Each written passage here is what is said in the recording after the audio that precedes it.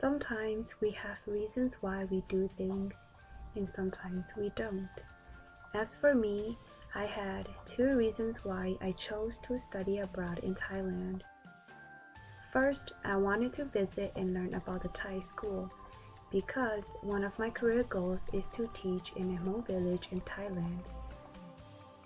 Although I was not sure of how exactly the program was going to be like, it was a dream come true when we got to visit a Thai school in a Hmong village not far from Chiang Kong.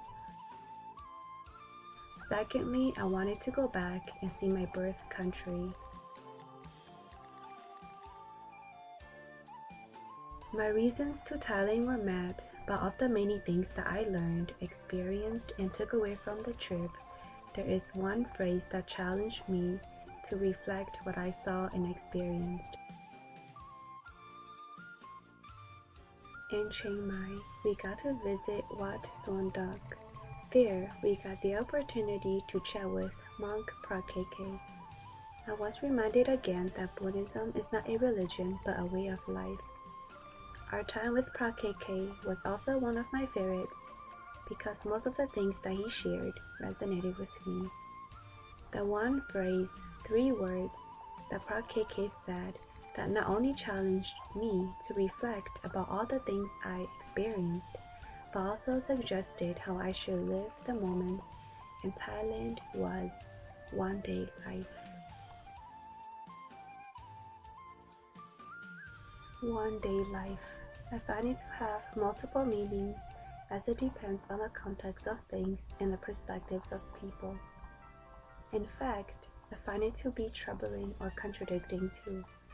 I will try to explain it through 3 of my learning experiences.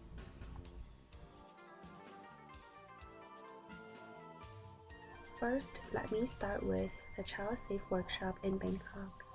I learned that tourists or people from other countries, such as America, tend to lose their common sense when they visit countries like Thailand.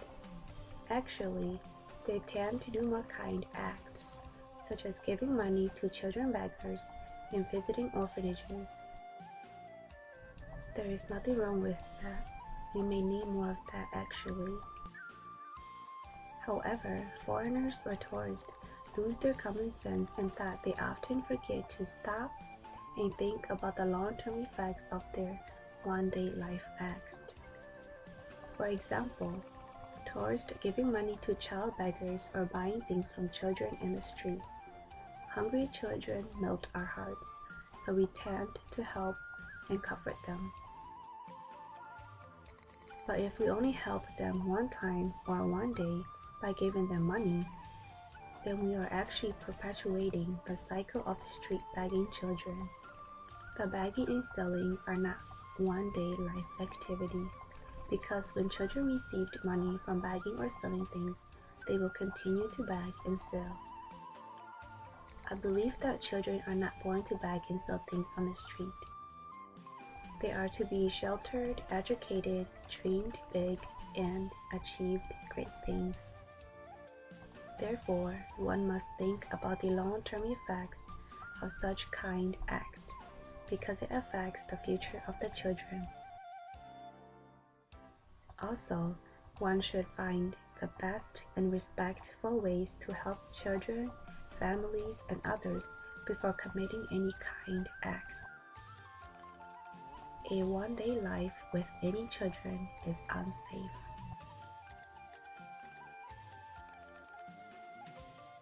Secondly, our visit to the Hill Area Development Foundation, or HADF, in Chiang Mai.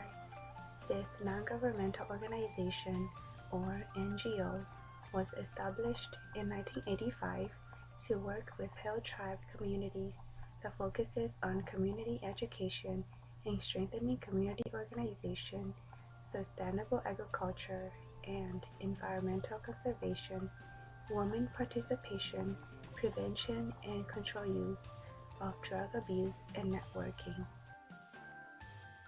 HADF also provides job trainings or internships for Hill tribe youth. I believe that the great support in projects that HADF does are one-day life services because they are taking day-to-day actions and steps to help the hill tribe communities. However, HADF is also not a one-day life support because what they provide now impacts the future of the hill tribe communities. For example, HADF works with the Thai Lu and Thai Yao residents in Hue Hia village to obtain their Thai citizenships so that they can have more access to Thai services, jobs, education, and more. The services that Hue Hia village receives from HADF focuses on their current situations and needs so that they will continue to have access to opportunities in the future. In this case, one-day life services is crucial. Finally, our visit to the Mekong School in Chiang Khong. I learned that the Mekong School was originally called Love Chiang Khong, and it was created by 20 local community members who loved and cared about Chiang Khong, including its communities and the environment. The Mekong School is currently and has been taking actions to unite its low and highland communities and protect its environment, especially the Mekong River. I learned that 6 issues that cause the change of the Mekong River are dam constructions, rapids, big ships navigation, electrical fishing, wet land destruction, and agricultural chemicals usage. Anything and everything has pros and cons. If I were to consider a pro of the present or one-day life of a dam, for instance, it would benefit the communities that use electricity. However, it causes the loss of natural habitat and farming season of the people down the river. Therefore, although the established and present day of current activities and constructions benefit some communities, they are destroying other communities, as well as the future of all communities and the environment. It's important to consider the causes and effects of activities on the Mekong River because its past, present, and future are influential of one another. Resources are for people to use, but I believe that the way of using them should be as if they are the last resources for the whole day and the future, instead of exploiting them like it's the last day of human life. The one-day life of using resources should have a balance because the present will influence the future, just like how the past has impacted the present.